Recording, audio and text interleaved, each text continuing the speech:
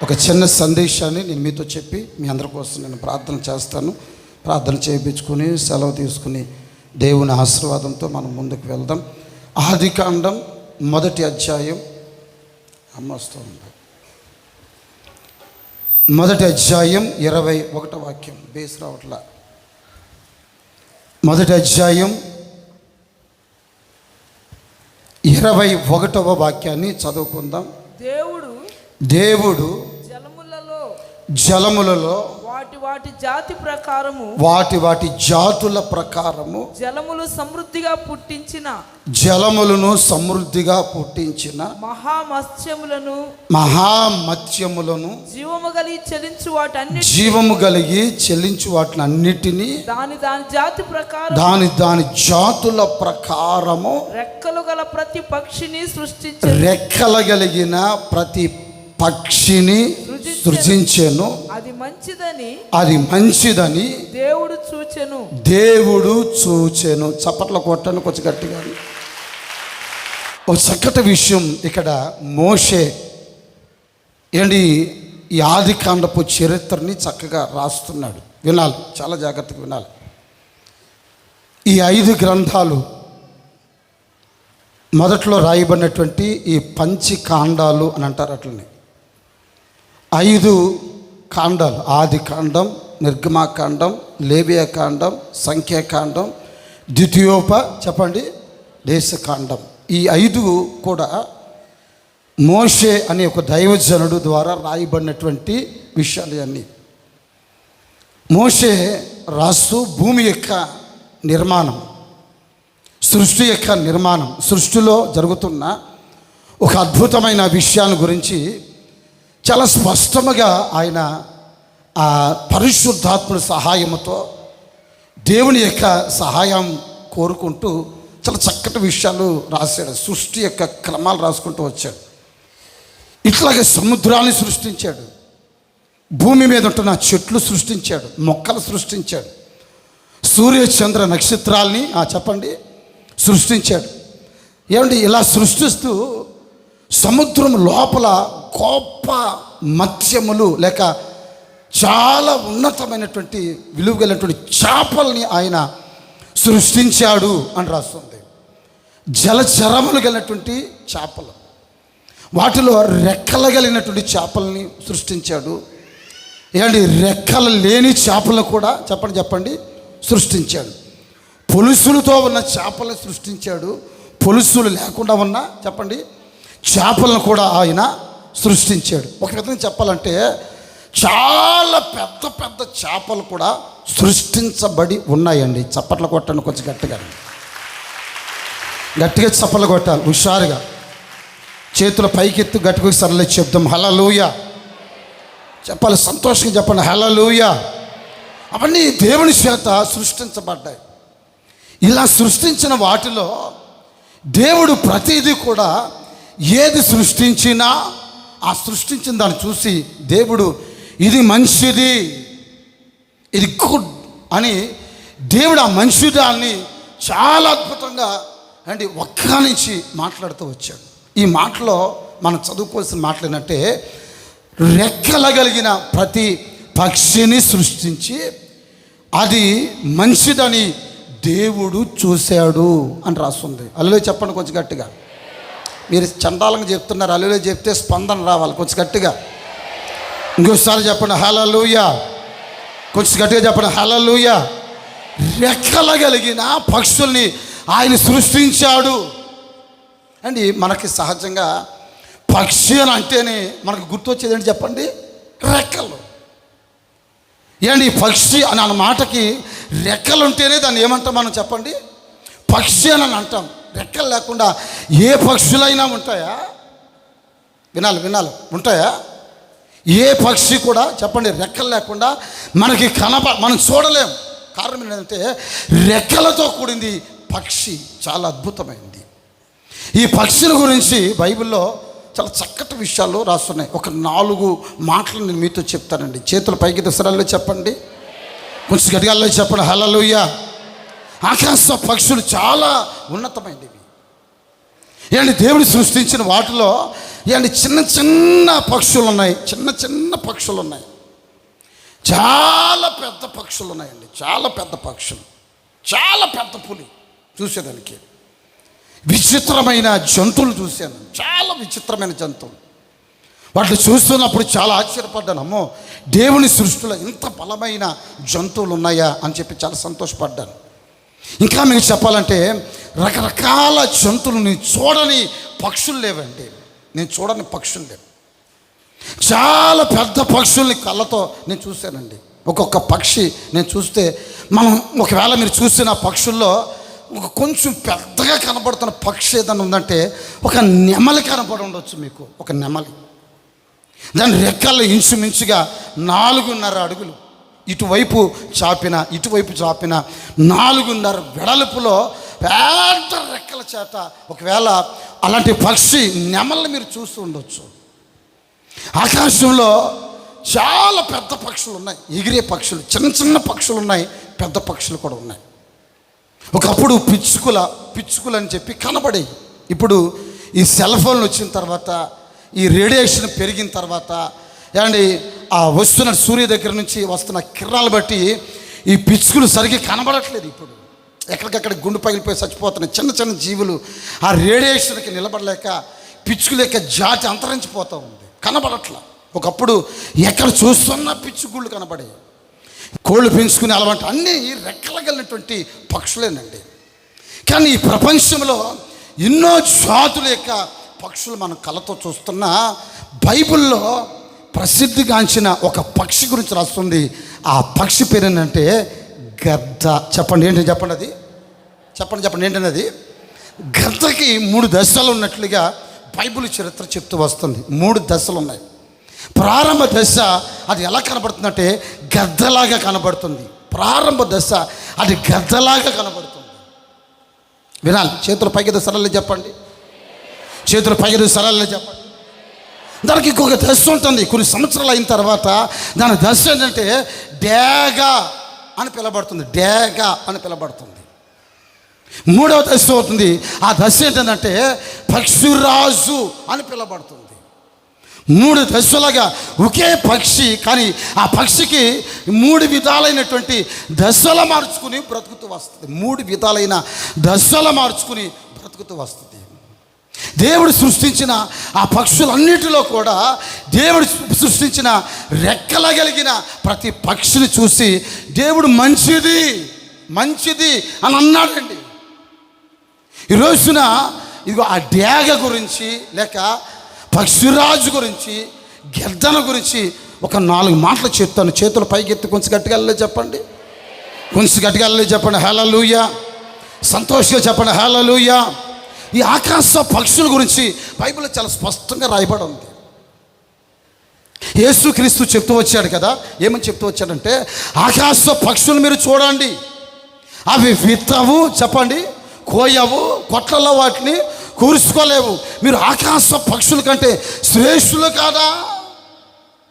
ఆకాశ పక్షుల కంటే కూడా మీరు చాలా శ్రేష్ఠులు అని దేవుడు స్పష్టంగా ఆకాశ పక్షులకి పోల్చి మాట్లాడాడు. దేవుడు ఒక పక్షిలాగా మనం చూడాలనుకుంటున్నాడు. మన ఆత్మీయ జీవితం ఒక పక్షి లాంటిది, మన ఆత్మీయ జీవితం, మన కుటుంబ వ్యవస్థ ఒక పక్షి లాంటిది. అలాంటి అనుభవాల గురించి బైబిల్లో చాలా స్పష్టమైనటువంటి విషయాలు రాస్తున్నాయి. చేతులు పైకెత్తి కొంచెం గట్టిగా అల్లలే చెప్తామండి. గట్టిగా చెప్పండి హల్లెలూయా, సంతోషంగా చెప్పండి హల్లెలూయా. దాని జీవిత కాలం ఎంతనంటే 38 నుండి 42 సంవత్సరాలు దాని జీవిత కాలం. 42 సంవత్సరాల వరకు ఏంటి ఈ పక్షిరాజు, నేను చెప్తున్నా ఈ గెద్ద ఉందే అది చాలా చక్కగా బ్రతుకుతూ వస్తుందండి. 10 సంవత్సరాల తర్వాత తన యొక్క లైఫ్ను గురించి ఇంటర్నల్గా తను ఎలా బ్రతకాలో, ఎలా జీవించాలో తన జీవన శైలి ప్రారంభిస్తుంది. 10 సంవత్సరాల వరకు ఫుల్ ఎంజాయ్, 10th క్లాస్ వరకు ఫుల్ ఎంజాయ్. 10th తారీఖు తర్వాత ఏమండి ఫస్ట్ ఇయర్కి రావడంతోనే అక్కడ నుండి మన గోల్ ప్రారంభం కావాలి. చప్పట్లు కొట్టండి కొంచెం గట్టిగా. ఇప్పుడు స్కూల్లో జాయిన్ అవుతున్నారు కనుక నేను మీతో చెప్తూ వస్తున్నాను. ఏమండి 1వ తరగతి నుండి 10వ తరగతి వరకు ఆడతా పాడతా ఫ్రెండ్స్తో బాగా తిరుగుతా ఎంజాయ్ చేస్తా సంతోషంగా బాగానే వెళ్ళిపోయింది.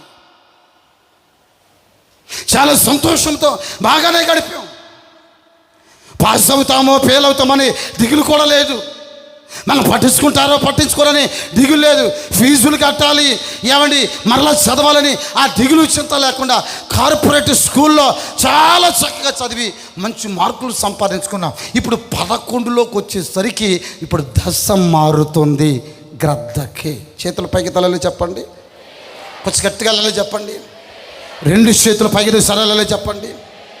చూడండి, ఈ గ్రద్ద యొక్క దశ లేక ఈ డేగ యొక్క దశ లేక ఆకాశ పక్షి యొక్క జాడ లేక పక్షిరాజు యొక్క జాడల గురించి ఒక 4 మాటలు నేను మీతో చెప్తానండి. చేతుల పైకితో సరళ చెప్పండి. యోబు గ్రంథం 39వ అధ్యాయం 26వ వాక్యాన్ని మనం చదువుకుందాం. మొట్టమొదటి మాట చెప్తున్నాను. యోబు గ్రంథం 39వ అధ్యాయం 26వ వాక్యం. డేగ నీ జ్ఞానము చేతనే ఎగురునా, జ్ఞానము చేత ఎగురునా, అది నీ ఆజ్ఞ వలనే, అది నీ ఆజ్ఞ వలనే తన రెక్కలు దక్షిణ దిక్కునకు చాచునా. ఆ మాట నోట్ చేసుకోండి కొంచెం. రెక్కలు దక్షిణ దిక్కునకు తన రెక్కలు దక్షిణ దిక్కుకు చాచునా. ఆ మాట చేసుకోండి. రెక్కలు దక్షిణ దిక్కుకు చాపునా. పక్షిరాజు చాలండి. చేతుల పైకితో సరళలో చెప్పండి, కొంచెం గట్టిగా చెప్పండి. ఇక్కడ రాస్తున్నటువంటి ఒక మాటని మనం కొంచెం గమనించాలి. డ్యాగల గురించి రాస్తున్నాడు యోబు గ్రంథంలో. ఆ 39వ అధ్యాయంలో 5 రకాలైనటువంటి విషయాలు రాశాడు. మొట్టమొదట కొండ మేకను గురించి రాశాడండి. కొండ మేకను గురించి రాశాడు. రెండవ విషయం గొర్రెపోతుని గురించి రాశాడు. గొర్రెపోతు కాదు, గుర్రుపోతు, దాని గురించి రాశాడు. ఇంకా మనం చదువుకుంటూ వస్తే నిప్పుకోళ్ళ గురించి రాశాడు. ఇంకా మనం చదువుకుంటూ వస్తే గుర్రాల గురించి రాశాడు. అదే అధ్యాయంలో గుర్రాల గురించి రాశాడు. మనం చదువుకుంటూ వస్తే ఇంకా లేడీ పిల్లల గురించి రాస్తూ వచ్చాడు ఆయన. ఇట్లాగా ఇంచుమించుగా ఒక 5 జంతువుల గురించి ఆయన అలా రాస్తూ ఇక్కడ దేని గురించి రాశాడంటే డ్యాగన గురించి రాశాడు. ఈ డ్యాగన్ గురించి ఏమని రాశాడంటే, ఆకాశానికి ఎగురుతున్న పక్షి నీ జ్ఞానము చేత ఎగురునా. నీ జ్ఞానము చేత కాకుండా తన సొంతముగా అది ఎగురుతుందా లేక నీ జ్ఞానము చేత అది ఎగురుతుందా అని యోబు దేవుణ్ణి ప్రశ్నిస్తున్నాడు. వినాలి, యోబు అనే వ్యక్తి దేవుని ప్రశ్నిస్తున్నాడు. ఏమని ప్రశ్నిస్తున్నాడు అంటే, ఆకాశంలో ఎన్నో పక్షులు ఉన్నాయి కదా, వింటున్నారా? ఎన్నో పక్షులు ఉన్నాయి. ఆ పక్షుల్లో ఒక డ్యాగని నేను చూస్తున్నాను. ఆ డ్యాగ ఎగిరేటప్పుడు అది నీ జ్ఞానము చేత ఎగురుతుందా, నీ ఆజ్ఞకు లోబడి అది ఎగురుతుందా, అది ఎగిరేటప్పుడు దక్షిణ దిక్కుకు మాత్రమే ఎగురుతుందా? చప్పట్లు కొట్టడానికి వచ్చి గట్టిగా స్వచ్ఛ చప్పలు కొట్టవద్దు. రెక్కలు చాచి అది ఎగరాలి. ప్రతి పక్షి ఎగిరే అవకాశం వస్తుంది. ఆ ఎగరాలనుకున్నప్పుడు, ఆ ఎగురుతున్నప్పుడు ఎలా ఎగరాలి? దేవుని ఆజ్ఞను బట్టి మనం ఎగరాలి. చప్పట్లు కొడదాం, హుషారుగా చప్పట్లు కొట్టండి. ఆయన ఆజ్ఞ లేకుండా మనం ఎగిరే అవకాశాలు ఇవ్వడు. నేను ఒక దశలోనికి ఎగరాలనుకుంటున్నాను, ఒక స్థితిలోనికి ఎగరాలనుకుంటున్నాను, ఒక పరిస్థితిలోనికి ఎగరాలనుకుంటున్నాను. అది ఎగరాలంటే నాకు రెక్కలున్నంత మాత్రాన నా సొంతముగా ఎగరటము కాదు, నా సొంతముగా నేను ఎగరటము కాదు, నా స్వచ్ఛతాన్ని బట్టి ఎగరటము కాదు, నా స్వచ్ఛతాన్ని బట్టి ఆలోచించటము కాదు. నేను ఎగరాలి. ఆ ఎగిరేటప్పుడు నీ జ్ఞానము చేతనే నేను ఎగరాలి. కొట్టండి, గట్టిగా చప్పట్లు కొడతా.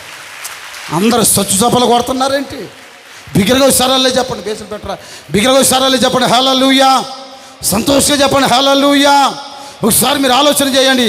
మన జ్ఞానము చేత కాదంట, దేవుడు చూపిస్తున్న ఒక జ్ఞానము చేత మనం ఎగరాలి. ఎగిరే మాట దగ్గర ఆలోచిస్తుంటే అక్కడ రాస్తున్న మాట ఏంటంటే, అది దక్షిణ దిక్కుకి ఎగురునా. ఏ దిక్కుకి అండి? నోలు తెరి చెప్పండి అమ్మా అందరూ. ఏంటి మాట్లాడట్లేదు? ఏ దిక్కు? దక్షిణ దిక్కుకి అది ఏమైనా ఎగురుతుందా? ఎందుకు ప్రత్యేకంగా ఆ దక్షిణ దిక్కుకి ఎగరాలి అని మాట రాశాడు? ఒక పక్షి మన ఆత్మీయ జీవితానికి గుర్తు, మన వ్యక్తిగత జీవితానికి గుర్తు, మన యొక్క బ్రతుకుతున్న బ్రతుకుకి ఒక గుర్తు. దేవుడు పోల్చి మాట్లాడుతూ వస్తున్నాడు.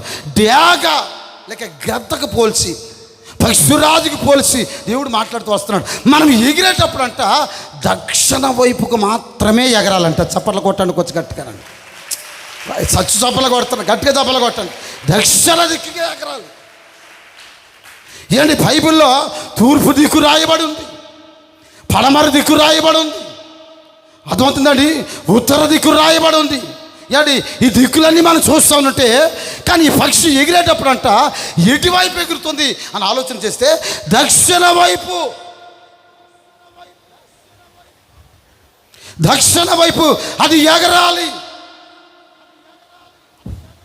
ఎందుకు దక్షిణ వైపు అది ఎగరాలి అని ఆలోచన చేస్తే, ఒక విశ్వాసి మనం రెక్కల చాపి ఎగరటం ముఖ్యమే కాదని అనట్లేదండి, కానీ మనం ఎగిరేటప్పుడు దక్షిణ వైపే మనము ఎగరటానికి ప్రయత్నం చేయాలి. మనకి ఎన్నో దిక్కులు ఉండొచ్చు, తూర్పు దిక్కులు ఉండొచ్చు, పడమర దిక్కులు ఉండొచ్చు, ఉత్తర దిక్కులు ఉండొచ్చు, కానీ ఈ 3 దిక్కులు విడిచిపెట్టాలి. మనం చూడవలసింది, ఎగరవలసింది ఒక దిక్కు ఉంది. అదేంటంటే దక్షిణ దిక్కుకు మాత్రమే మనం ఎగరాలి. కొట్టండి, కొంచెం చప్పట్లు కొట్టండి, గట్టిగా చప్పట్లు కొట్టండి. మీలో చాలామంది ఏమే దిక్కులేని వాళ్ళం అనుకున్నావా? ఒకసారి కదిలించి చూడు, మా వంశం అలాగే వచ్చేస్తుంది. మా కులమంతా, మాది పెద్ద సమూహం.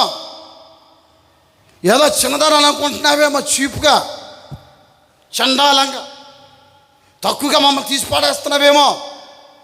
ఒకసారి కదిలించి చూడు మా పరిస్థితి ఎలా ఉంటుందో అని చాలామంది వాళ్ళకి ఏదో ఒక దిక్కు ఉందంట, ఆ దిక్కుని సపోర్ట్ చేసుకుని మాట్లాడుతూ వస్తారండి. యోబు గ్రంథంలో ఈ దక్షిణ దిక్కును గురించి ఒక చిన్న విషయం రాస్తుంది. ఆ మాట మీకు చెప్తే ఆ పక్షి దక్షిణ దిక్కుకి ఎగరటానికి గల కారణం ఏంటో మీకు అర్థమవుతుంది. చేతులు పైకి సరళలో చెప్పండి, కొంచెం గట్టిగా చెప్పండి.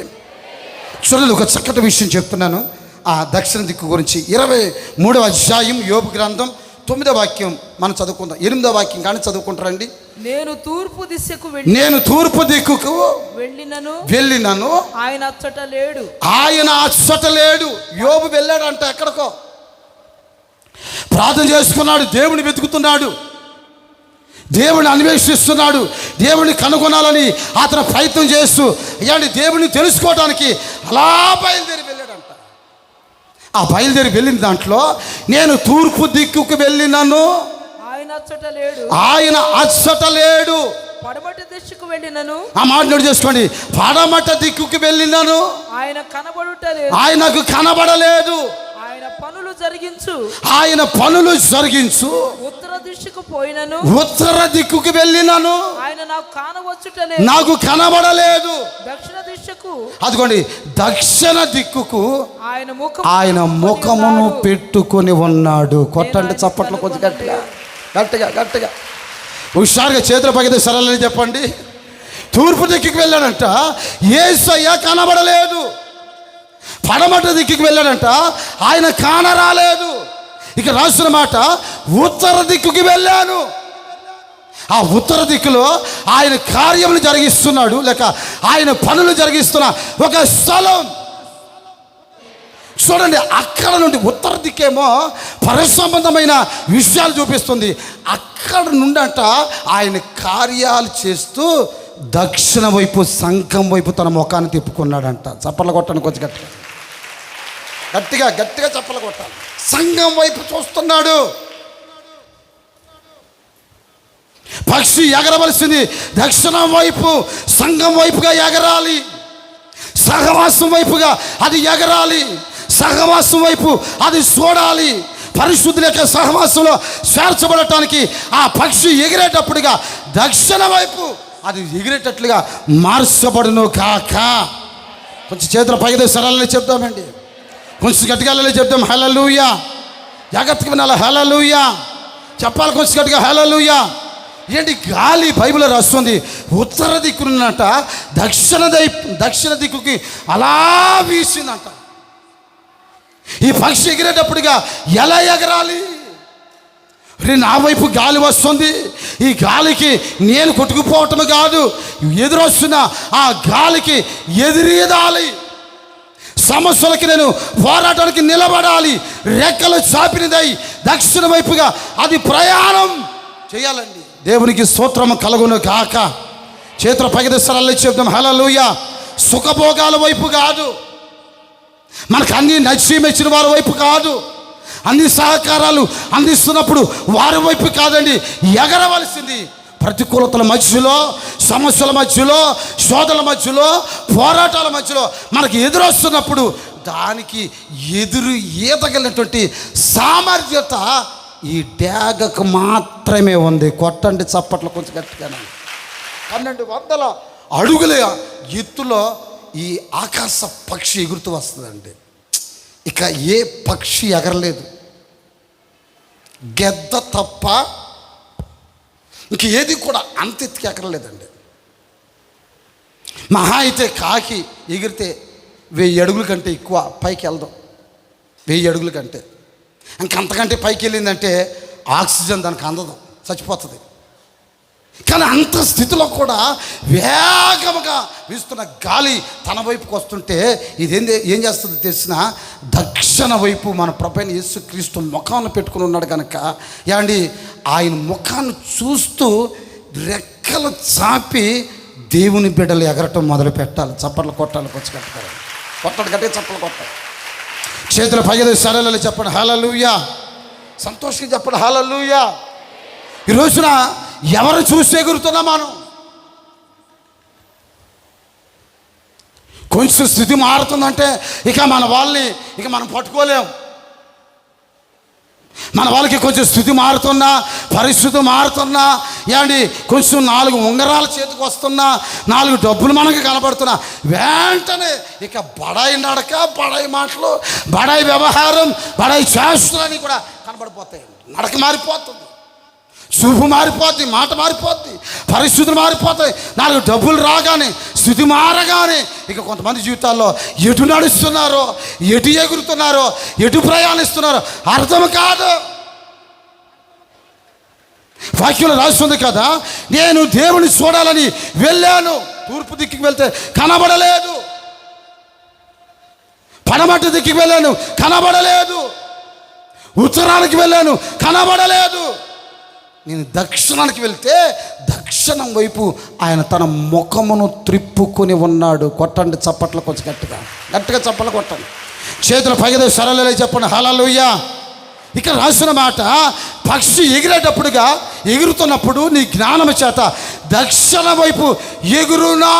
ఒక ప్రశ్న ఎదురుస్తున్న పోరాటాలకి ఒక విశ్వాసి దక్షిణ వైపుగా వెళ్ళాలి, శపించబడుతూ ఉండాలి. ఎప్పుడు సుఖాలే కోరుకోవటం కాదండి, కష్టాలే కాదండి.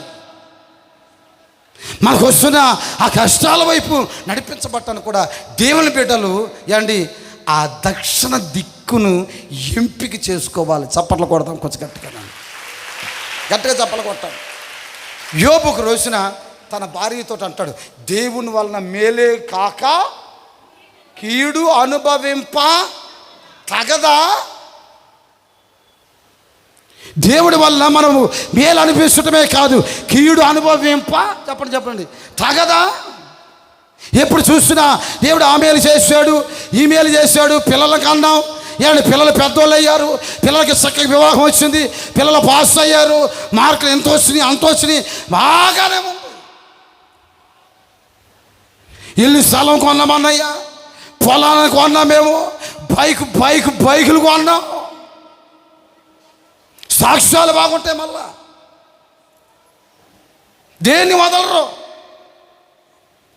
కుంటుకోడు కొన్నా అని సాక్ష్యం చెప్తారు, గేదెలు కొన్నా సాక్ష్యం చెప్తారు, ఇల్లు స్థలాలు కొన్నా సాక్ష్యం చెప్తారు, బైకులు కొన్నా సాక్ష్యం అన్నీ బాగానే ఉంటాయి.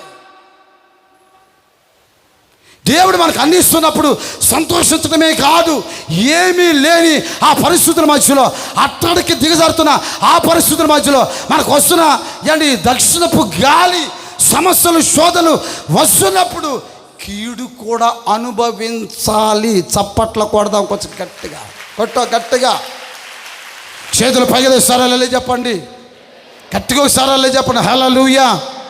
చాలాసార్లు ఆరోగ్యం ఉన్నప్పుడు కేకలు వేశాను, ఆరోగ్యం లేకుండా గుండె నిండా దుఃఖం పెట్టుకున్నప్పుడు కూడా ఇదే రేంజ్లో వాక్యం చెప్పాను నేను.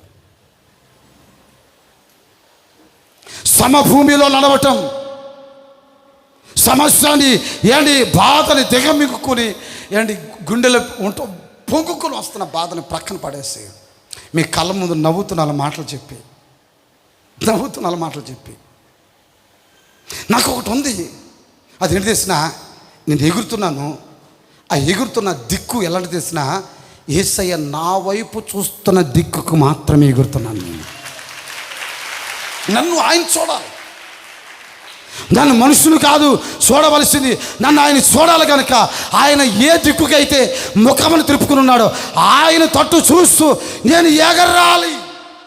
అందుకనే పౌలు అంటున్నాడు కదా, విశ్వాసమునకు కర్తయు దాన్ని కొనసాగించువాడైన యేసు వైపు చూడాలి. ఆమెను చెప్పండి కొంచెం గట్టిగా, చేతులు పైకి ఎత్తి ఒకసారి ఆమెను చెప్పండి, చేతులు ఎత్తి బిగిరా చెప్పండి హల్లెలూయా. సంతోషం చెప్పండి హల్లెలూయా. ఆయన వైపు చూస్తూ ఎగరాలి. మొట్టమొదటి విషయం, దక్షిణ దిక్కుకు మాత్రమే అది ఎగురుతుంది. యేసయ్య ఎటు చూస్తే అట్లాగే ఎగరాలి. ఒక విశ్వాసి మనుషులు చూడాలని, మనుషుల యొక్క మెప్పు కలగాలని, అదిగో వారి కంటపడాలి, వీరి కంటపడాలని ఎప్పుడు చూస్తూ ఎగరొద్దు.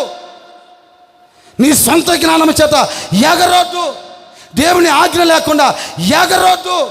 దేవుడు సన్నిధిలో ఎగిరేటప్పుడు అదిగోండి దక్షిణ వైపు ఆయన చూస్తున్నాడు కనుక ఆయన దృష్టి నీ మీద పడేటట్లు, నీవు ఆయన దృష్టిలో పడేటట్లుగా ఆయన వైపు మాత్రమే రెక్కలు చాపుతూ మనం ఎగరాలి. చప్పట్లు కొట్టండి కొంచెం గట్టిగా, సచ్చు చప్పట్లు కొడుతున్నారా? రెక్కలు చాపటం అంటే ఏంటి?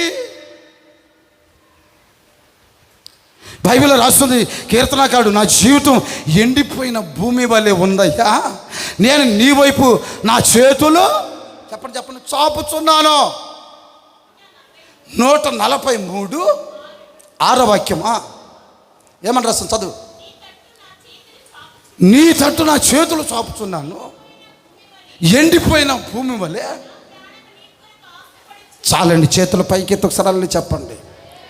ఎండిపోయినటువంటి అనుభవంలా కరిపోయింది, ఎండిపోయిన జీవితంలాగా మారిపోయింది. కష్టాల మధ్యలో నేను ఎలా ఎగరాలో అర్థం కాలేదు, నా జీవితం అంతా కూడా నిస్సారమైపోయింది.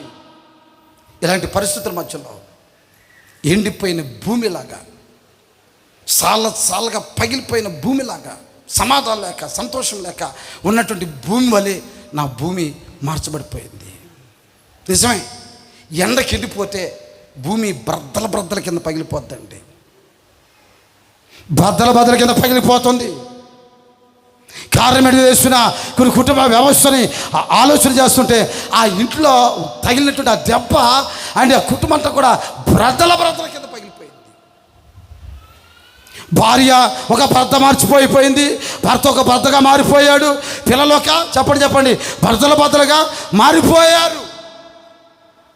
కలిసి ఉండవలసిన ఆ కుటుంబం ఎప్పుడో ఎండిపోయింది, కలిసి ఉండవలసిన ఆ కుటుంబంలో సమాధానం లేదు. చూడండి, ఎండిపోయిన భూమిని మనం చూస్తే సాళ్ళ కింద బద్దల కింద పగిలిపోతున్నట్లుగా కొందరు కుటుంబాలు పగిలిపోయి ఉన్నాయి. మీకు కష్టంగా అనిపించవచ్చు ఈ మాటలో, నా మనసులో ఒక దుఃఖంతో బాధతోనే ఈ విషయాలు చెప్తూ వస్తున్నా. చాలా కుటుంబాలు చూస్తుంటే పిల్లల బద్దలైపోయారు, భార్య బద్దలైపోయింది, పిల్లల బద్దలు భర్త బద్దలైపోయాడు. అది చూస్తుంటే ఎండిపోయిన భూమి.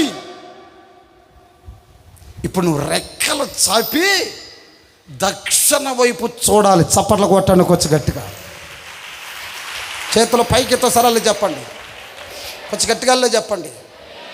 4 చినుకులు పడంగానే బ్రద్దలైనటువంటి భూమి మీద, వింటున్నారా? 4 చినుకులు అలా పడంగానే, 4 చినుకులు అలా కురవగానే వర్షం ఎప్పుడైతే అలా కురుస్తుందో ఆ బ్రద్దలైపోయిన భూమి అంతా ఏమైపోతుంది చెప్పండి? ఇప్పుడు చెప్పండి ఏమైపోతుందండి? కలిసిపోతుంది. నేను చెప్తున్న వాక్యం మీ హృదయాల్లో కురిపించబడింది అనుకోండి, బ్రద్దలైపోయినటువంటి మీ జీవితాన్ని దేవుని వాక్యం అనే వర్షం మరలా మీ కుటుంబాన్ని కలిపి తిరిగి కట్టబోతుంది. అది ఒక రోజు చేతుల పైకితో సర్లే చెప్పండి. నాకెందుకులే అని 3 వంకరలు తిప్పావు అనుకో, ఇంకా ఎండుతుంది, ఇంకా ఎండ పెట్టుకుంటాం. ఏది పట్టుకుంటున్నా అందులో మనం చూస్తుంటే ఏదో పైకి మాత్రం కనపడుతున్నాం అంతే.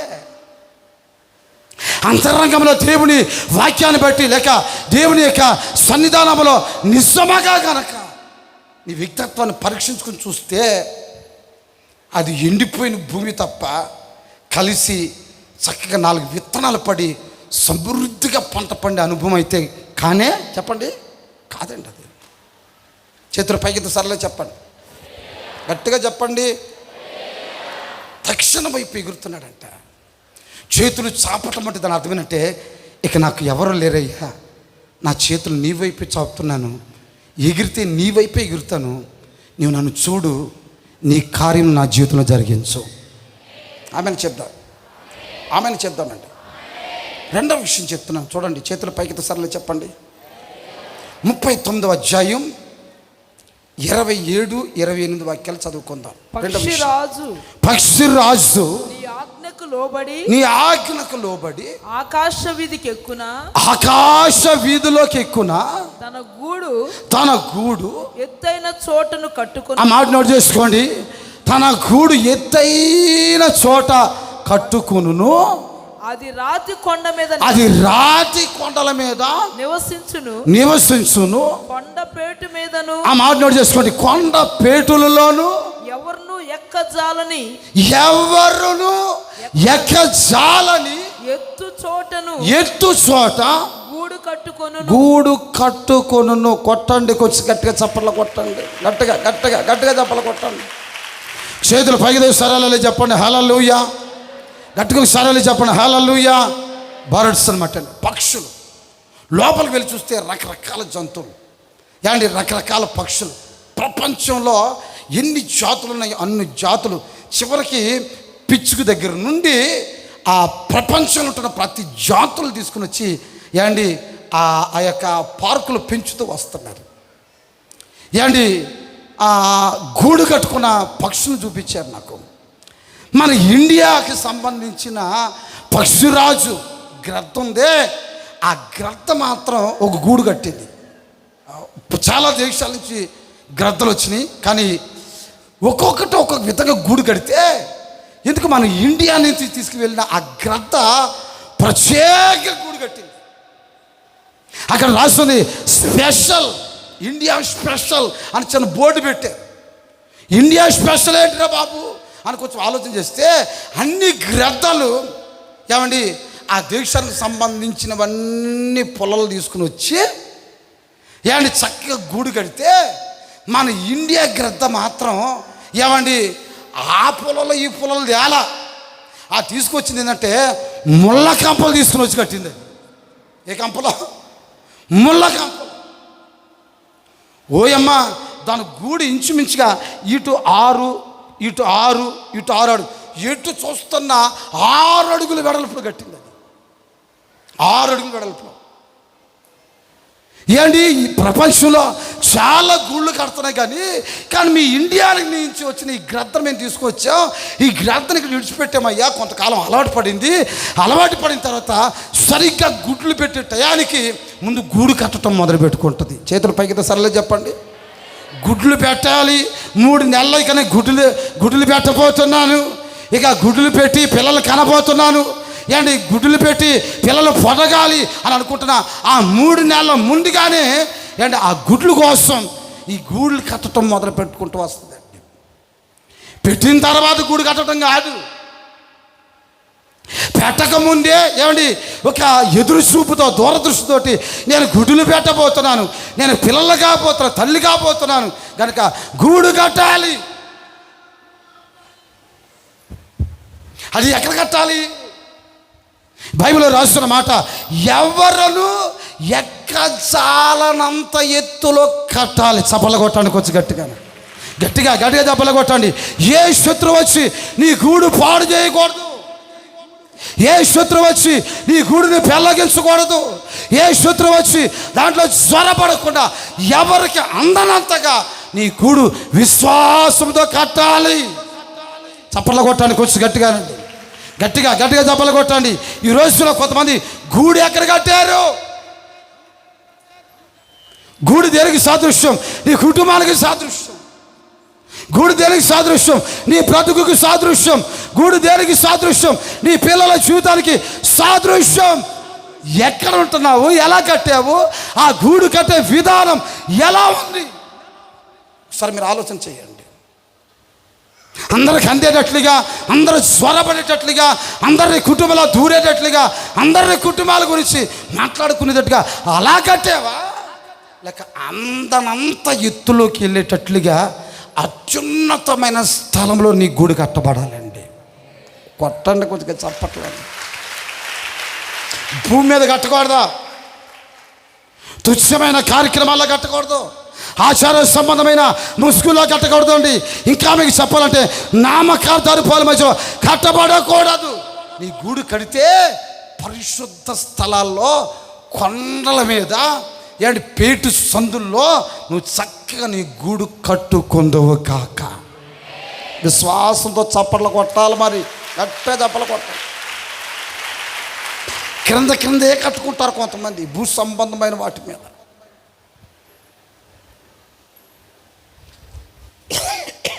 అల్లే చెప్పండి, బయటికి వినపడుతుందయ్యా? ఏంటి భూ సంబంధమైన వాటి మీదే కడతారు కొంతమంది, ప్రకృతి సంబంధమైన వాటి మీదే కొంతమంది గూళ్ళు కడతా ఉంటారండి. ఒక విశ్వాస జీవితం ఎక్కడ కట్టబడాలో అర్థం కాని పరిస్థితుల మధ్యలో అబ్రహాము ఒక గూడు కట్టుకుందాం అనుకున్నాడు. అబ్రహాము ఒక గూడు కట్టుకుందాం అనుకున్నాడు. దేవుడు చెప్పాడు కట్టొద్దు అన్నాడు. లేదు ప్రభా, కొడుకున్నాడు కదా ఇస్సాకు, వాడు ఉండటానికి, నా భార్య ఉండటానికి 318 మంది ఉంటున్నారు ఇంట్లో, ఒక చిన్న గూడు కట్టుకుంటున్నాను ఆయన, కట్టొద్దు. అదేంటి ప్రభా, నువ్వు ఇక్కడ కట్టకూడదు, నీవు కట్టవలసింది ఎక్కడంటే పునాదులకు వెళ్ళినటువంటి పట్టణం ఒకటి కట్టుకోవాలి. నువ్వు అక్కడ కట్టాలి. ఎవరికి అందరి ఒక స్థితిలో కట్టాలి. నువ్వు అక్కడ కట్టాలి. నువ్వు పైన కడతానంటావేంటరా? నాకు అర్థం కాదు. గుడి ఎలా కట్టాలి? ఒకసారి మీరు ఆలోచన చేయండి. ఎలాంటి అలా కట్టకూడదండి. ఎక్కువ శాతం ఈ పక్షులు గూడు కట్టేటప్పుడు ఈ పక్షికి బద్ధ శత్రువు ఎవరన్నంటే నాగరాజుగాడు, సర్పం అన్నమాట. ఎవరండి? సర్పం. ఎంత ఎత్తులో గూడు కడుతుందో చూసి తిన్నగా ఏమండి ఆ గూడు దగ్గరికి మెల్లుగా చుట్టుకుంటూ వెళ్తుంది. గుడ్లుంటే గుడ్లు మింగేస్తుంది. పిల్లలుంటే చెప్పండి, పిల్లల్ని శుభ్రంగా పట్టుకుని మింగేస్తుంది. దాని అలవాటు అది. గూడులో జ్వరపడి సాతానుగాడు కుటుంబాల్లో జ్వరపడి, సాతాను మన జీవితంలో, మన విశ్వాసంలో జ్వరపడి మన పవిత్రమైన గూడుని, పరిశుద్ధమైన ఆ గూడుని పాడు చేస్తాడు. ఎలాగైనా కానీ ఆ గూడు పాడు చేయాలని, ఎలాగైనా గూడులోంచి బయటికి రావాలని, ఆ గూడుని చెడగొట్టాలని సాతాను వంచన. కట్టవలసిన రీతిలో ఒకవేళ కట్టకపోతే ఎవడో జ్వరపడతాడు. చూడండి, అన్ని దేశాల్లో ఏమండి పక్షులన్నీ తీసుకుని వచ్చి గూళ్ళు కట్టినాయి. చక్కగా అందులోకి సర్పం జ్వరపడి గుడ్లు మింగి పిల్లల్ని మింగి శుభ్రం దిగుతుంది. కానీ అక్కడ ఆ మ్యూజియం పాలిస్తున్నటువంటి యాజమాని వాళ్ళు చెప్పారు కదా, అన్ని గుళ్ళు కంటే కూడా మీ ఇండియా గ్రద్ద ఉందే ముళ్ళతో కట్టుకొని చూసావా, అందులోకి సర్పాలు జోరబడాలంటే ఎక్కడి నుంచి తీసుకుని వస్తుందో తెలీదు. విషపూరితమైనటువంటి ముళ్ళు దాని చుట్టూ వేసి పిల్లలకి మాత్రం పరుపులాగా మెత్తటి దూది తీసుకొచ్చి పెడుతుందంట. చప్పట్లు కొట్టడానికి వచ్చి గట్టిగా ఆ పాము జ్వరపడాలని అనుకుంటుందయ్యా. ఆ ముళ్ళు తగలగానే అమ్మో ఈ ఇండియా గెద్ద, చెప్పండి ఇండియా డాగా, ఇది మామూలు జిత్తులది కాదు. ఇది అన్ని గుడిలో దూరాను కానీ చెప్పండి ఈ గుడిలో దూరాలంటే నా వల్ల కావట్లా. ఎందుకు దూరలేకపోతున్నానంటే ఇది కట్టడం ముళ్ళతో దేవుని కంచెతో కట్టుకుంటుంది. ఒకరోజు దేవుని కంచె చూడండి, యోబు దగ్గరికి సాతానుడు వచ్చాడు. ఏదో పాడు చేయాలనుకున్నాడు, గుడి పాడు చేయాలనుకుంటున్నాడు. అలాంటి పరిస్థితుల మధ్యలో యోబు దగ్గరకు వచ్చి అంటున్నాడు కదా, ఏమండి యోబు గూడులో జ్వరబడాలని సాతాను చూస్తే వాళ్ళ కాల నేను అన్ని గూడులో అడుగు పెట్టానయ్యా, అందరూ కొంపల్లో అడుగు పెట్టాను. భార్యకి భర్తకి, భర్తకి భార్యకి, భార్యకి పిల్లలకి, అన్నదమ్ములకి, రక్త సంబంధులకి, అకస్వలులకి, అన్నదమ్ములకి ఎవరు కాకుండా వాళ్ళు చల్ల చెదర చేశాను బాబా. అకస్వలు సమాధానంగా ఉండలేరు, అన్నదమ్ములు సమాధానంగా ఉండలేరు. భార్య భర్తల మధ్యలో స్విచ్ పెట్టేశాను, చెప్పుడు మాట వింది. చక్కగా శుభకరమైన ఆశీర్వాదంతో కట్టుకోవలసిన ఆ కుటుంబం సాతాను జ్వరపడి చేతుల పైకి సరళ చెప్పండి, కొంచెం గట్టిగా చెప్పండి. కుటుంబాన్ని పాడు చేసుకుని ఇద్దరు సమాధానం లేకుండా ఆ గూడిలో సాతానుగాడు జ్వరపడిన తర్వాతే కదా నీ కుటుంబం విచ్ఛిన్నం అయిపోయింది. ఎవడెవడో సలహాలు నీకివ్వటం ఏంటి? నీ భర్త ఎవరో నీకు తెలియదా? నీ భార్య ఎవరో నీకు తెలియదా? నీ భార్య మనస్సుని అర్థం చేసుకుని జ్ఞానముగా వెళ్ళాలన్న సంగతి నీకు తెలియదా? నీ భర్త ఎవరో సంపాదిస్తున్నవాడు పిల్లలకి అన్నావు కదా, పిల్లలకి అన్న తర్వాత అయ్యో నా భర్త ద్వారా ఇంతమంది పిల్లలకి అన్నాను, ఎవరో చెప్తే నా జీవితాన్ని పాడు చేసుకునేదేంటి, నా గుడి చెత్త కొట్టుకునేదేంటి అని అనుకోవలసిన వ్యక్తులు సాతానుగాడు లోపలికి వచ్చేంతవరకు చేతులు పైకి సరేలే చెప్పండి, కొంచెం గట్టిగా చెప్పండి. మనం తగ్గకూడదమ్మే. మహిళా మండలం మనమంతా, మన మహిళా మండలం పెళ్లి చేసుకుని మొగుళ్ళని సాధించేదానికి పెళ్లి చేసుకుని వారిని సాధించాలరా. వీళ్ళ ప్రతాపాలు ఎక్కడనంటే చెల్లి చల్లని రూపాయల మీద చూపిస్తూ ఉంటారండి. ఆ మధ్యన ఎవడో కరాటే నేర్చుకుని మూలనున్న ముసలమ్మను కొట్టాడంట. కరాటే నేర్చుకుని అని కర్ర గిరగర తిప్పి ఆ మూలను ముక్కుతుందంట. జొండ్రొట్ట పేటాలు కొట్టాడంట. పెద్ద ప్రతాపం చూపిస్తున్నాడు. ముసల్దాన్ని వేసేసాను చూసుకో. మూలన్న ముసలమ్మని కొట్టాడంట. వీళ్ళ ప్రతాపాలు ఎక్కడ తెలిసినా ఎవరు అభాగ్యులు దొరుకుతారో, ఎవరు పాపం ఎన్ని దెబ్బలు కొట్టినా ఈ పిల్ల మూలం వచ్చి స్తోత్రం స్తోత్రం స్తోత్రం స్తోత్రం స్తోత్రం స్తోత్రం స్తోత్రం అలా అట్ట చూసావా, అట్లాంటి మీదే సాధిస్తారండి. ఆయన గారు పెళ్లి చేశాడు. నేను కూడా ఆ పెళ్లికి సంబంధించిన దాంట్లో కార్యక్రమంలో వాక్యం చెప్పాను. నేను ఆ అమ్మాయి గురించి ఏం సాక్ష్యం చెప్పానంటే అస్సలు మామూలు అమ్మాయి కాదు. ఈ అమ్మాయి మంచి ప్రార్థన పొర్రాలు, మోకాల మీద ఉందంటే అసలు లేవదు, మంచి హుషారు, అది ఇది. ఈ అమ్మాయి ఆ అబ్బాయికి దొరకటం అతని భాగ్యం, అతని ధన్యత, అతని జీవితంలో ఏనాడో చేసుకున్న పుణ్యకార్యం అని చెప్పాను ఈ అమ్మాయి గురించి ఆయన గారికి.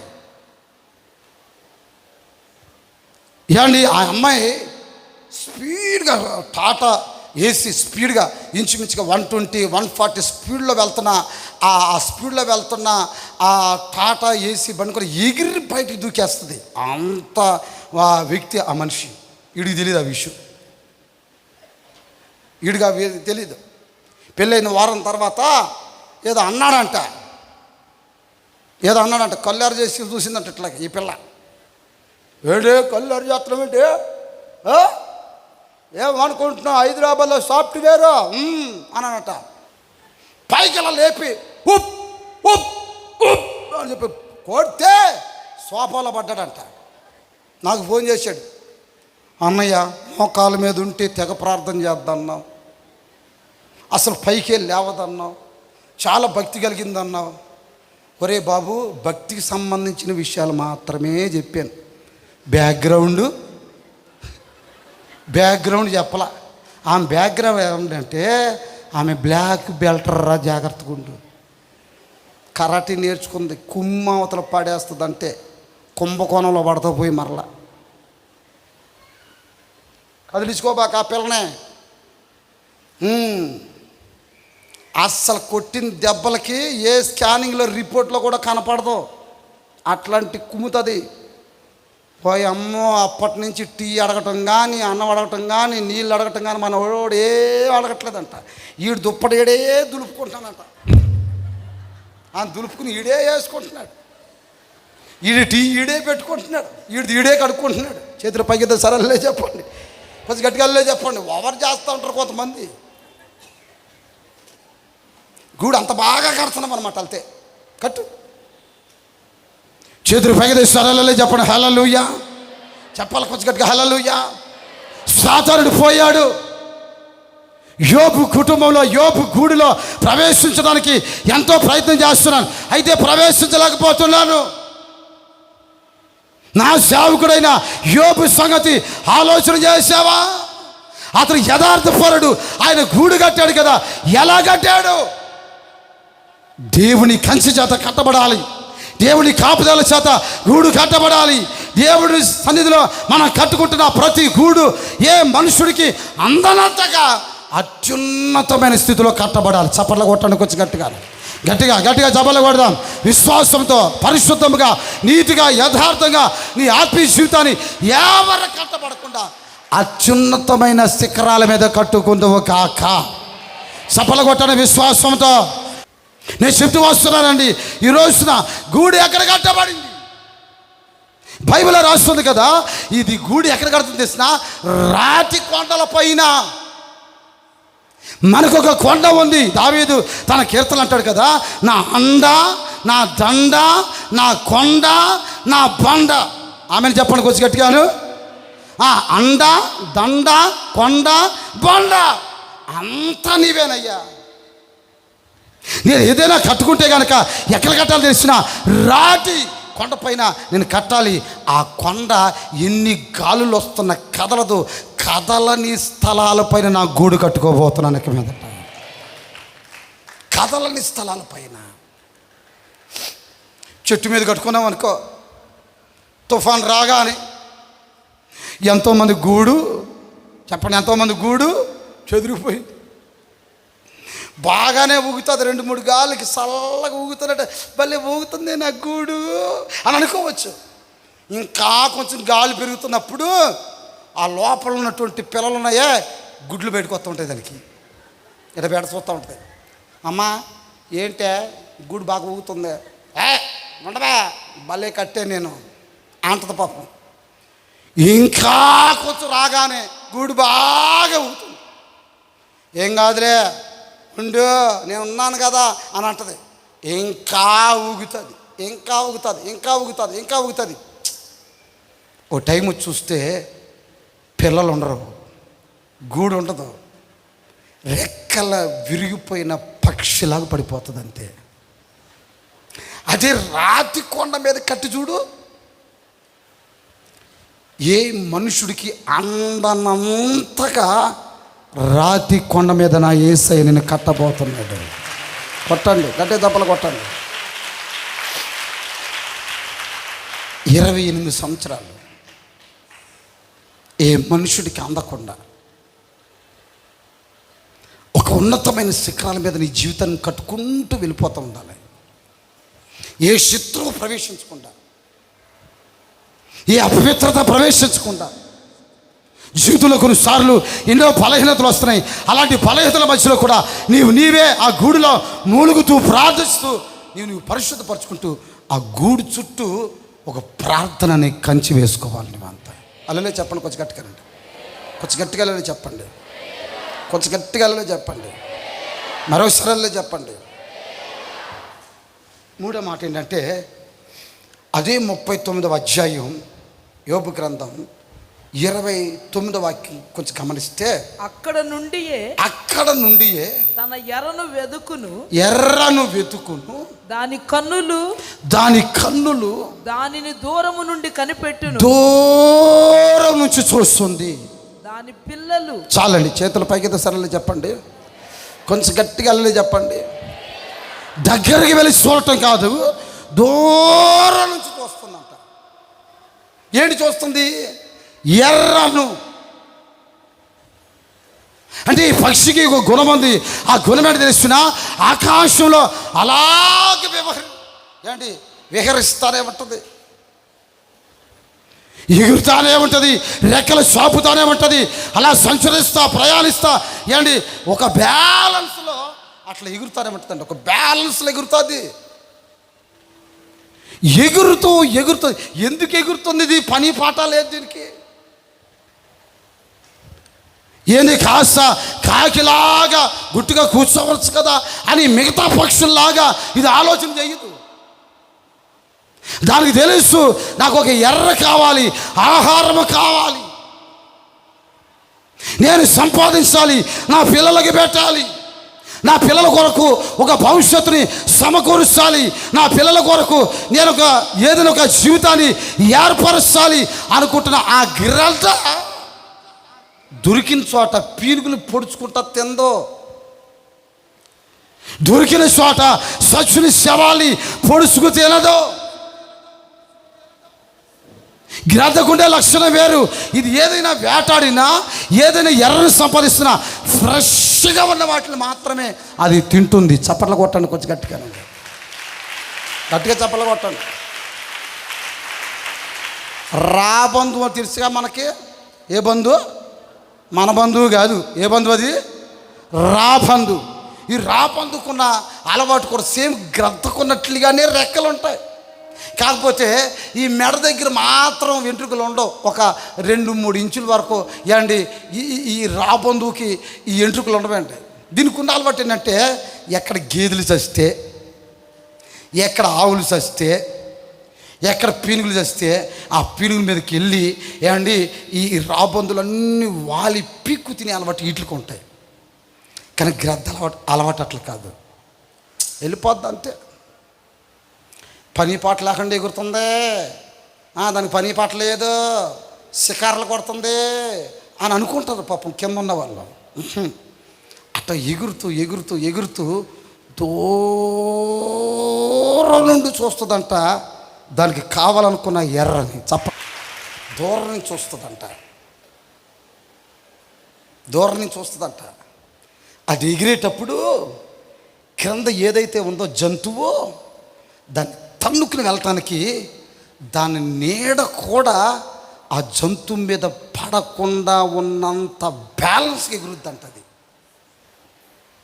అమ్మో ఏదో నీడ పడింది నా మీద, దాన్ని పైకట్ట కుందేలో అట తల పైకి చూసి అంత ఛాన్స్ ఇవ్వదంట.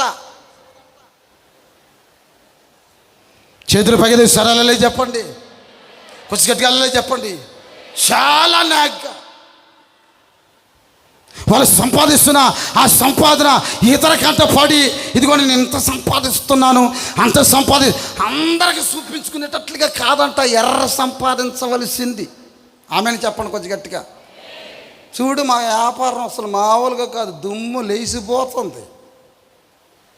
రా, మా పులుసును బొండాలు చూడు, రోజుకి ఎన్ని ప్లేట్లు ఎగిరిపోతున్నాయో. మా మటన్ షాప్కి వచ్చి చూడు, రోజుకి ఎన్ని కేజీలు తొక్కడాలు నరికేస్తున్నాం. మా వ్యాపారం చూడు, రోజుకి అసలు కందిపప్పు కట్టింది, సుట్టలో బీడీలు సిగరెట్లు అన్ని వ్యాపారం. మన వ్యాపారం, మన పరిస్థితి ఇతరుల కంటపడేటట్లుగా కనబడకూడదంట. మనం ఎగిరేటప్పుడు, మనం చూస్తున్నప్పుడు, ఆ ఎర్రను సంపాదిస్తున్నప్పుడు దూరం నుంచి మనం చూడాలంటే అండి. చప్పట్లు కొట్టండి కొంచెం గట్టిగానండి. చేతులు పైకి తీసి సరేలే చెప్పండి హల్లెలూయా. చెప్పాలి కొంచెం గట్టిగా హల్లెలూయా. నేను ఏ పని చేస్తున్నా, ఒక విశ్వాసి ఆ పని చేస్తున్నప్పుడు, ఒక సేవకుడు ఏదైనా పని చేస్తున్నప్పుడు దూరదృష్టి కావాలి. ఏ దృష్టి కావాలి? దూరదృష్టి ఉండాలి. 2026వ సంవత్సరం ఇప్పుడు 6వ నెలలో అడుగుపెట్టాం. 6 నెలలు అయిపోయింది, ఇంకొక 6 నెలలు ఉంది. ఈ 6 నెలల్లో ఏం చెయ్యాలి అనేది ఈ 6వ నెలలోనే నీకు దూరదృష్టితో చూడాలి. కొట్టండి చప్పట్లు కొంచెం కట్టుతాను. చేతులు పైకి సరళని చెప్పండి. కొంతమందికి అసలు బలు వెలగదు. సమస్య మీదకు వచ్చేంత వరకు అలాగే ఆ మీదకు వచ్చిన తర్వాత కదా దూరదృష్టి ఉండొద్దా? దూరదృష్టి ఉండొద్దా? పిల్లల వయసుకు వస్తున్నారమ్మో, కరువో కాలం అంటే పిల్లల్ని ఏంటి పంచి పాండవులు కన్నట్లుగా 5గురు కన్నాను. క్రికెట్ ప్లేయర్లాగా 14 మందిని ఏంటి కన్నాను. ఏమండి, యేసు ప్రభు శిష్యుల్లాగా 12 మంది కన్నాను. కాలేబు యెహోషువలు కనాను దేశానికి పంపించిన 10 గోత్రాల వారిని కన్నట్లుగా 10 మందిని కన్నాను. బైబిల్ సంఖ్యల్ని పేర్చుకుని చెప్తుంది ఒక ఆమె. నాకు ఇంతమంది సంతానం అన్నయ్య, 12 మంది శిష్యుల్లాగా కనాను దేశానికి పంపించిన 10 మంది గోత్రకర్తల్లాగా. ఆహా, ఏం పోలికమ్మా, భలే కన్నా దానికి ఒక పోలిక. నీ పోలికి తగలబెట్ట. చేతులు పైకి సరళ చెప్పండి, కొంచెం గట్టిగా వెళ్ళే చెప్పండి హల్లెలూయా. గట్టిగా చెప్పండి అమ్మా, హల్లెలూయా చెప్పు, గట్టిగా వెళ్ళే చెప్పు. మరి కన్న పిల్లలు ఉన్నావే, ఇంతమంది కన్నానే, ఈ కన్న పిల్లలకి నేను ఏ భవిష్యత్తు ఇవ్వాలి, ఎలాంటి భవిష్యత్తు ఇవ్వాలి? దూరదృష్టి ఏమైనా ఉందా?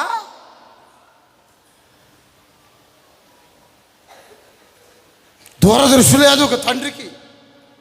అరే వయసుకు వస్తున్నారు ఈ పిల్లలకి, ఎర్ర సమకూర్చాలి, ఆహారం సమకూర్చాలి, భవిష్యత్తు సమకూర్చాలి అనే దృష్టి ఆకాశానికిలో ఎగురుతున్నటువంటి ఈ పక్షి రాజుకు తెలుసంట. ఎట్లాగైనా కానీ ఫ్రెష్గా ఉన్న ఐటమ్ తన్నుకొని నా పిల్లల దగ్గరికి వెళ్ళాలి. కొట్టండి చప్పట్లు కొంచెం గట్టిగా.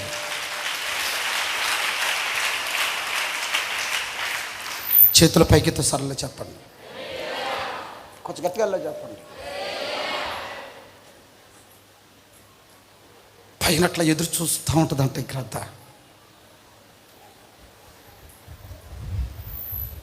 ఎవడో వస్తున్నాడు, సంవత్సరాల తరబడి గూడు కట్టుకుంటున్నా ఆ గూళ్ళు పీకేస్తున్నాడు. ఎవడో వస్తున్నాడు, గుడ్లు పగల కొట్టేస్తున్నాడు. ఎవడో వస్తున్నాడు, పిల్లలు పాడు చేస్తున్నాడు.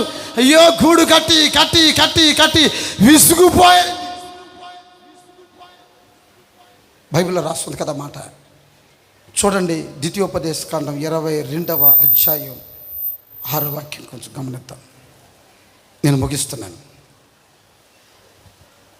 చదువు. పిల్లలైనను గల పక్షి గూడు చెట్టు మీదనే గాని నేల మీద గాని త్రోవలోనే గాని నీకు కనబడిన ఎడల తల్లి ఆ పిల్లలనైనను ఆ గుడ్లనైనను పొదిగి ఉన్న ఎడల పిల్లలతో కూడా తల్లిని తీసుకొనక నీకు మేలు కలుగునట్లును నీవు దీర్ఘాయుష్మంతుడు అయినట్లు అలక్ష్యముగా తల్లిని విడిచి పిల్లలనే తీసుకొనవచ్చును. చప్పట్లు కొట్టండి కొంచెం గట్టిగానండి, గట్టిగా చప్పట్లు కొట్టండి. ఇర్మియా గ్రంథంలో రాస్తుంది, ఒకరంట పక్షి గూడులో చేతులు పెట్టాడు. పక్షి గూడులో చేతులు పెట్టాడు.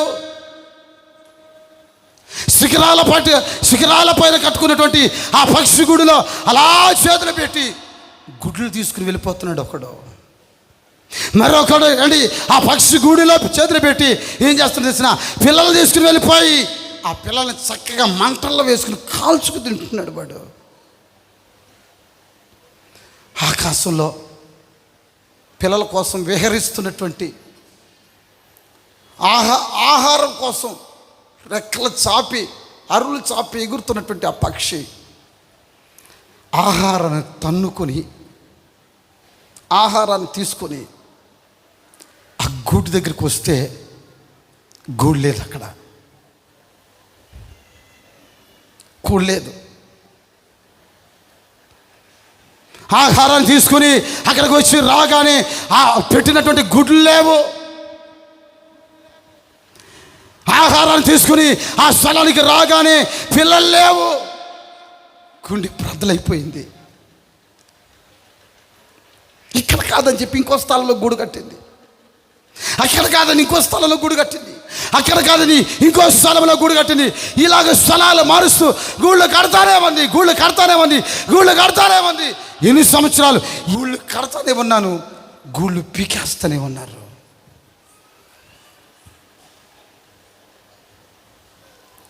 పొదికిని పిల్లలు ఏమైపోయినాయి అర్థం కావట్లేదు.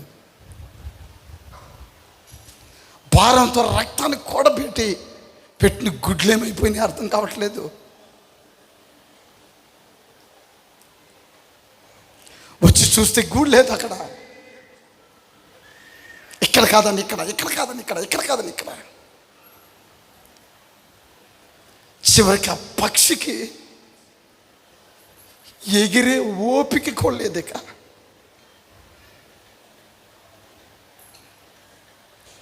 ఎగిరే ఓపిక కొల్లేదు. ఇక ఎంతవరకు గూళ్ళు కట్టాలి, ఎంతవరకు ప్రయాసపడాలి,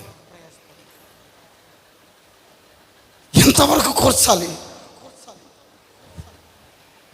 ఎంతవరకు శ్రమ పడాలి. ఇక ఎగిరి ప్రయాసపడి రెక్కలు చాపి ఎగరాలనే మనస్సు ఆ పక్షికి పోయి గూడు దగ్గరికి వచ్చి చూస్తే కన్న పిల్లలు ఇటు వెళ్ళిపోయారు. కష్టంతో చేసుకున్న గుడ్లు ఏమైపోయినాయో, ప్రయాసపడి కట్టుకున్న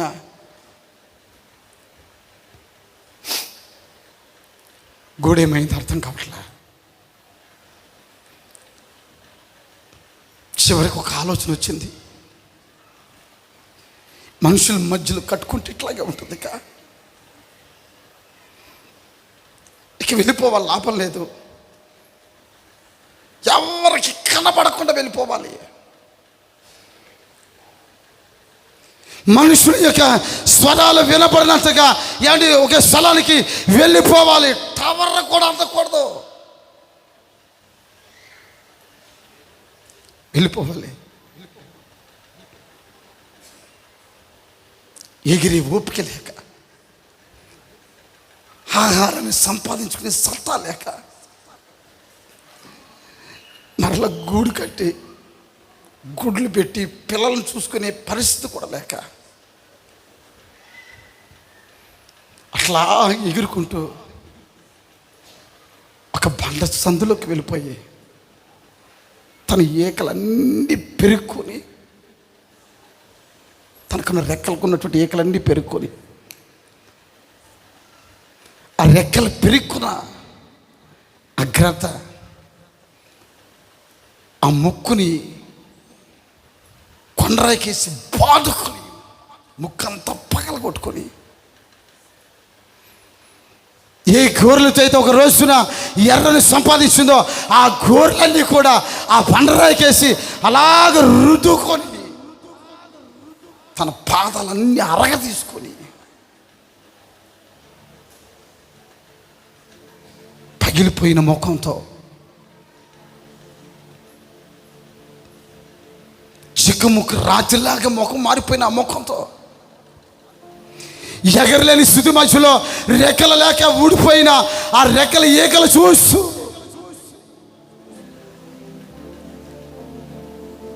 ఇక అయిపోయింది నా జీవితం. బండ సందులోకి వెళ్ళి ఒక దీక్షలో కూర్చొని ఇంకెవరున్నారు స్వామి? పిల్లలు ఉంటారనుకున్నాను, పిల్లలు లేరు. నా తర్వాత సంతానం ఉంటుంది అనుకున్నాను, సంతానం లేదు. చివరికి కట్టుకున్న గూడు కూడా లేదు నాయనా.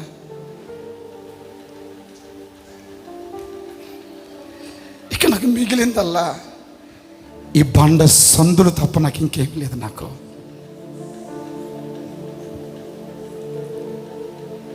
బండ సందులోకి వెళ్ళి తల బాదుకొని ఏ పాదాలతో ఒకప్పుడు పరిగెత్తిందో ఆ పాదాలన్నిటిని కూడా బండకేసి రుద్ది పగలగొట్టుకొని, ఏ రెక్కలతో అయితే ఎగిరిందో ఆ రెక్కలకున్న ఏకలన్నీ పీక్కొని అటు జీవ మరణాల మధ్యలో కొట్టిపెట్టలాడుతూ, నాకంటూ ఒక బ్రతుకుంటే బాగుంటుంది ఆయన. ఎంతకాలం ఉండాలి అట్లాగా? ఎంతకాలం జీవించాలి? కన్నీళ్ళు పెట్టి ఆ పక్షిరాజు చివరి స్టేజీలో ఏడ్చి ఏడ్చి ఏడ్చి ఏడ్చి కళ్ళల్లో కన్నీరు వచ్చే పరిస్థితి కూడా దానికి లేదు. ఇక దేవుడు చూస్తున్నాడు ఆకాశ పక్షిని, గూడు చెదిరిపోయిన ఆకాశ పక్షిని చూస్తున్నాడు. కట్టిన గూళ్ళన్నీ కూడా పడిపోయిన గూళ్ళన్నీ చూస్తున్నాడు. ఇక లాభం లేదు. ఏ రెక్కలు పీక్కుందో, ఏ ముఖాన్ని పగల కొట్టుకుని వేటాడి పొడిచి ఆహారాన్ని సంపాదించుకుంటున్నా ఆ ముఖం లేదు. ఏ పాదాలతో ఏదైతే చీల్చి చెండాడి ఆహారాన్ని సమకూర్చుకుంటా ఆ పాదాలు లేవు. ఎగరటానికి, గగనంలోనికి విహరించడానికి కావలసిన రెక్కలు లేవు. మరలా దీనికి నేను ఒక క్రొత్త యవనాన్ని పుట్టించబోతున్నాను. యవనం రాబోతుంది. పక్షిరాజు యవనం వలె నీ యవనము క్రొత్తగా మారబోతుంది. అదిగో అనుభవించండి. ఒక విడుదల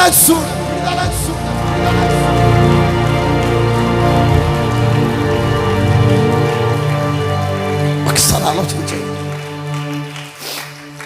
ఎప్పుడో తెలుసా, సమాజానికి దూరం అయిపోయి తను ఒంటరిగా నిలబడ్డ రోజు,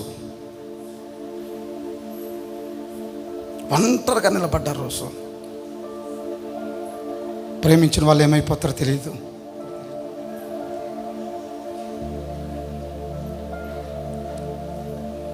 మన చుట్టూ ఉన్న వాళ్ళు మనకి ఏమైపోతారో మనకు అర్థం కాదు.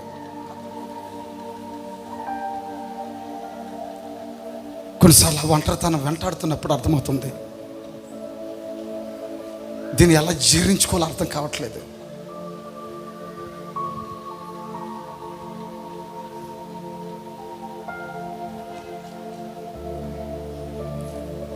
ఎలా జీర్ణించుకోవాలో అర్థం కావట్లేదు. సాధ్యం అవ్వట్లేదు. నాకు గుండె పగిలిపోతుంది కొన్ని విషయాలు. ఒక మంచి మనస్సాక్షితో చెప్తూ వస్తున్నాను ఈ మాటలు మీకు. అన్నీ విడిచిపెట్టేసుకుంది. కట్టిన గూళ్ళ సంగతి ఏం కావాలి?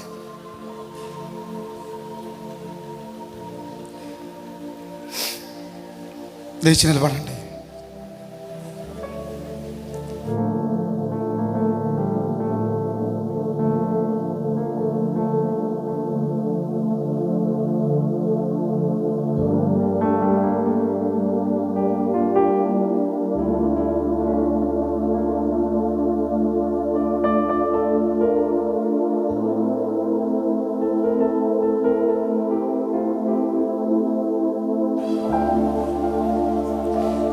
నిత్యము నీతో నడుపుటకు నీవు నాతో ఉన్నవే.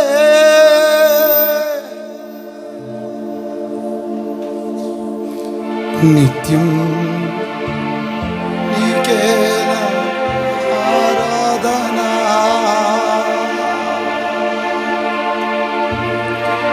నీవే నీవేనా స్తుతి కీర్తన.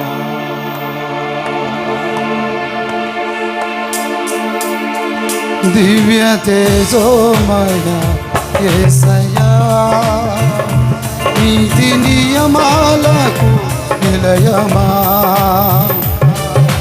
నిన్ను నమ్ము నీచనుల న్యాయాధిపతిని నడిపితివి జయధ్వజముతో. నిన్ను నమ్ము నీచనుల న్యాయాధిపతిని నడిపితివి జయధ్వజముతో. నీకేనా ఆరాధన, నీవే నీవేనా స్తుతి కీర్తన. సఫలపడదాం.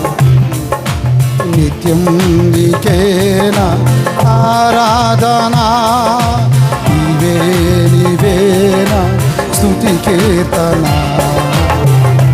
దివ్య తేజోమయ యేసయ్యా, నీతి నియమాలకు నిలయమా. యేసయ్యా కొట్టండి గట్టిగా, చప్పట్లు కొడుతూ. యేసయ్యా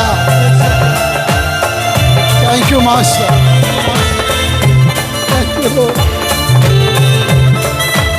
క్రొత్త యవ్వనం రాబోతుందమ్మా.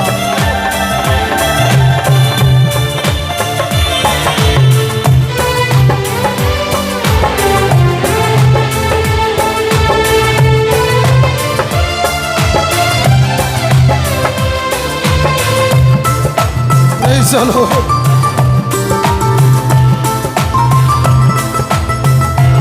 జీసస్ స్తోత్రం. యేసయ్యా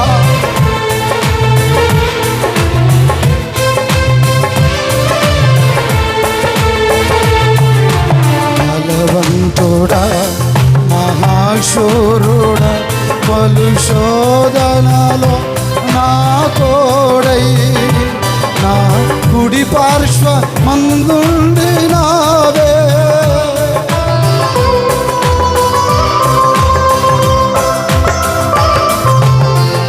మహిమకై నేర్పరచిన నీ పాత్రగా నన్ను మార్చి నీవు, నీ అనలేని ప్రేమను చూపి, నీవే నీవే నా విజయం, నాలో నీవే నీవే మహానానందం, నీవే నీవే నా విజయం, నాలో నీవే నీవే ఆనందం. నీకేనా ఆరాధన యేసయ్యా, నా స్తుతి కీర్తన. నీకేనా ఆరాధన యేసయ్యా, నిత్యం నీకేనా ఆరాధన, నిత్యం నీకేనా ఆరాధన, నిత్యం నీకేనా ఆరాధన.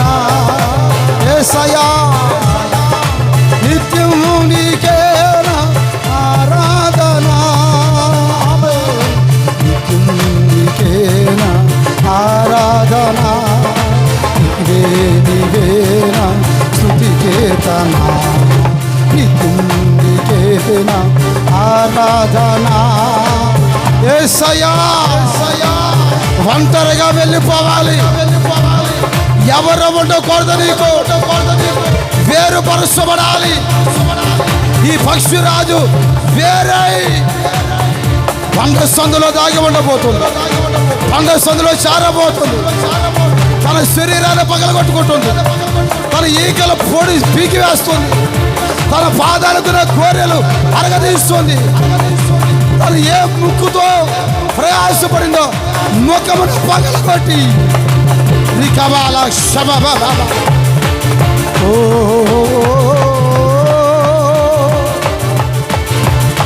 యేసయ్యా యేసయ్యా యేసయ్యా యేసయ్యా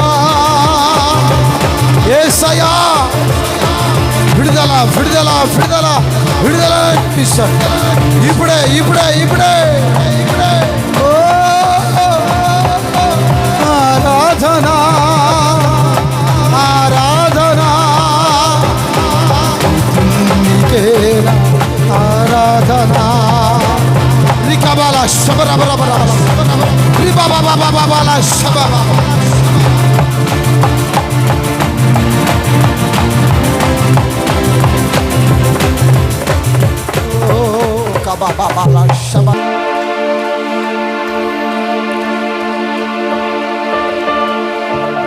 ఇక తనకంటే ఎవరు లేరు.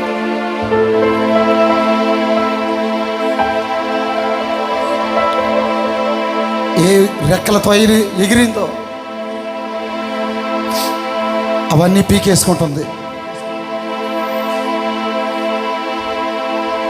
బలం లేదు, శక్తి లేదు. దేవుడు చూస్తున్నాడు, ఒక క్రొత్త జీవితం ప్రసాదించబోతున్నాడు నీకు. చేతులు తిన్నోళ్ళు తెరిచి స్తోత్రం అని చెప్పమ్మా. ప్రార్థన. స్తోత్రం స్తోత్రం. మహాగణుడవు మహోన్నతుడా పరిశుద్ధుడవకు తండ్రి, మీకు స్తోత్రాలు చెల్లించుకుంటున్నాం.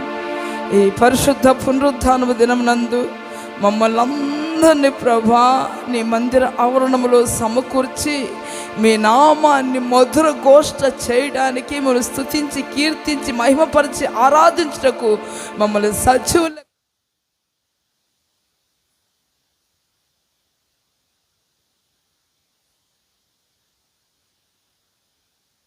నాయన. అయ్యా గ్రద్ద డేగ పక్షిరాజు 3 దశలు మార్చుకుంటుందన్నారు తండ్రి, మీకు స్తోత్రము నాయన. అయ్యా డేగ దక్షిణ వైపు తన చేతులు చాపుతుందన్నారు, దక్షిణ వైపున అయ్యా మీ ముఖాన్ని త్రిప్పుకొని ఉన్నారు స్వామి, మీకు స్తోత్రము నాయన. యేసయ్యా ప్రతి నిత్యం అనుదినం అనుక్షణం ఉదయము రాత్రి మధ్యాహ్నం ప్రతి వేళ ప్రభా నీ ముఖాన్ని చూసినట్లుగా శలికవారాతురా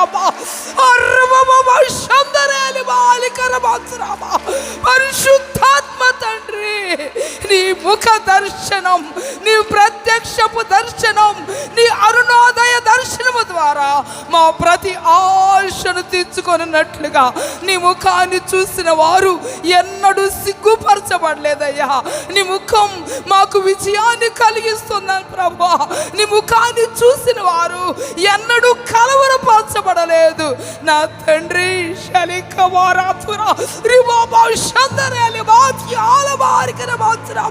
పరిశుద్ధాత్మ తండ్రి, ఎల్ల వేళలా మీ తట్టు చూచినట్లు, మీ ముఖాన్ని చూచినట్లు, మీ వైపు చూచినట్లు, మీపై ఆనుకున్నట్లుగా మీరే మా కొండగా ఉన్నావు, మీరే మాకు అండగా ఉన్నావు, మీరే మాకు తండ్రిగా ఉన్నావు, మీరే మా కాపరిగా ఉన్నారు, మీరే మాకు అధికారిగా ఆధిపత్యం వహించి ప్రధాన యాజకుడుగా నా మా పక్షమున మీరు ఉన్నారు కనుకనే ప్రభా ఈ రీతిగా ఈ లోకంలో ఈ పరిస్థితుల మధ్యలో మేము ధైర్యముతో కొనసాగుటకు మీ కృప మీ ముఖము మాకు చాలు యేసయ్యా. యేసయ్యా మేము ఎన్నడూ కలవరపరచబడమయ్యా, ఎక్కడ ఉన్నా ఏమి చేసిన అన్ని పరిస్థితుల్లో మీ ముఖము మాకుంది స్వామి, మీకు స్తోత్రాలు చెల్లించుకొనుచున్నా. అయ్యా దూర ప్రాంతములో నాయన ఎత్తైన స్థలములో కొండపేట మీద ప్రభువా నాయన తండ్రి తన యొక్క గూడు ఏ విధముగా కట్టుకుంటుందో మా ఆత్మీయ జీవితం అనే గూడు, మా కుటుంబాలు బిడ్డల యొక్క గూడులు ఎత్తైన స్థలములో, ఎక్కలేనంత ఎత్తైన కొండలో నాయన మా బిడ్డలు వారి జీవితాలు కట్టుకునేటట్లు మీ కృప దయచేయండి. ఏ శత్రువు ప్రవేశింపకుండా తన గూడు ముళ్ళతో గూడును కట్టుకున్నట్లుగా మా చుట్టూ మీ అగ్ని కంచె, మీ కాపుదల, రక్తపు కోట మా చుట్టూ ఉంచినందులకై మీకు స్తోత్రాలు చెల్లించుకొనుచున్నా ప్రభు. ఆ సుదూర దృష్టి, దూర ప్రాంతం, దూరంలో నుంచి ఎత్తైన స్థలంలో నుంచి తన దృష్టి ఎర కొరకై ఎదురు చూసినట్లుగా, ఎరను సంపాదించిన కొరకు ఎదురు చూసినట్లుగా మా పిల్లలు, మా కుటుంబాలు ఎంతో దూర దృష్టితో ముందు జీవితము కొరకై, పిల్ల తరతరాల యొక్క ఆశీర్వాదము కొరకై మా బిడ్డలు నాయన కష్టపడి, శ్రమపడి, అయ్యా శ్రమటోచి గొప్ప ఆశీర్వాదం, గొప్ప ఆహారం సంపాదించడం కొరకై శ్రమించే మనసు ప్రతి ఒక్కరికి మీరు దయచేయమని ప్రార్థన చేస్తున్నా. గూడు చెదరిన పరిస్థితుల్లో, పిల్లలను పోగొట్టుకున్నటువంటి పరిస్థితుల్లో మరలా తిరిగి తన రక్తం, తన శరీరము రక్త సిక్తముగా మార్చుకున్నదై అయ్యా తండ్రి, ఈకలన్నీ తండ్రి తన నాయన బండకేసి రుద్దగా రక్తము కారుతుంది, క్రొత్త ఈకలు పుట్టాయి స్వామి. మీకు స్తోత్ర. చెదర గూడు మళ్ళా తిరిగి కట్టుకోవడం ప్రారంభించగా యెహోవా కొరకు ఎదురు చూచువారు నూతన బలము పొందుతారని, పక్షిరాజు రెక్కల వలె రెక్కలు చాచి పైకి ఎగురుతారని, అనేక సమస్యలుగా పరిగెత్తుతారని మీరు సెలవిచ్చినట్లు తనకున్న యవ్వన బలం మళ్ళా పొందుకున్నది. ఆ విధముగా మా బిడ్డలము, మేము, మా సంఘం, మా బిడ్డలందరూ ఒక నూతన బలాన్ని, యవ్వన బలాన్ని, నూతన కృపను, నూతన శక్తిని, నూతనమైన అభిషేకముతో నింపబడిన వారై ఎదురు చూస్తూ ప్రభా విశ్వాసముల కర్త దాన్ని కొనసాగిస్తున్న మీ వైపే చూచుచు ఈ పరుగు పందెములో, ఆత్మీయ పందెములో ఓపికతో, ఓర్పుతో పరిగెత్తి ఆ గమనము చేరినట్లుగా ఆ నాయన యొక్క నాయన చివరి స్థాయి, ఆ ముగింపు, ఆ నూతన యెరూషలేము సియోను కొరకై మా యాత్ర కొనసాగింపబడేటట్లుగా మీరు సిద్ధపరచండి, పరిశుద్ధపరచండి, బలపరచండి. ఇంకా ఎవరు ఏ సమస్యలతో ఉన్నా వారి సమస్యలన్నీ తొలగించండి. గొప్ప కార్యములు, అద్భుత ఆశ్చర్య కార్యములు మా పట్ల, మా కుటుంబాలు, మా బిడ్డల పట్ల, విశ్వాసుల పట్ల, అయ్యా సంఘములకు వచ్చి ప్రతి ఒక్కరి బిడ్డల పట్ల మీరు జరిగించమని ప్రార్థన చేస్తున్నా. మీ దాసుని రెట్టింపు ఆరోగ్యం, అభిషేకం కృపించి మీ చేతిలో ఒక బలమైన యుద్ధ వీరుడిగా మీరు వాడుకోనండి. మీ మహిమల రాజ్యమునకు రాకుడకు మమ్మల్ని అందరినీ సిద్ధపరిచి పరిశుద్ధపరచమని మీకే మహిమ, ఘనత, ప్రభావములు చెల్లించుకొనొచ్చు యేసుక్రీస్తు శక్తి కలిగిన నామములో ప్రార్థన చేసి వేడుకొనుచున్నాము తండ్రి. ఆమేన్.